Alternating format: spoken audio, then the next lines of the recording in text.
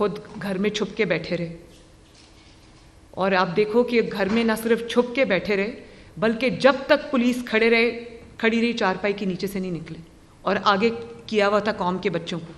कल जो बच्चा, जो कौम का नौजवान एक हलाक हुआ है, मैंने आज अभी कहा है कि उसकी इन्वेस्टिगेशन होनी चाहिए, लेकिन क्या इस बात का जवाब यंगस्टर्स को नहीं मांगना चाहिए? कौन सी दुनिया की ऐसी कैंपेन है या कौन सी दुनिया की ऐसी तहरीक है जिसमें लीडर छुप के घर में बैठा हो और यंगस्टर्स को और पाकिस्तान की यूथ को डंडे खाने के लिए आगे कर दिया हो? पाकिस्तान की यूथ को भी इस चीज़ का एहसास होना चाहिए कि ये जो उनको नारे उनको दिखाए जा रहे हैं या दिल फरेब ख्वाब दिखाए जा रहे हैं, उनकी हकीकत क्या है? उनको अपने बच्चे तो लंदन में बड़ी सेफ जगहों पे बिठाए हुए हैं, उनको कोई उंगली भी नहीं लगा सकता।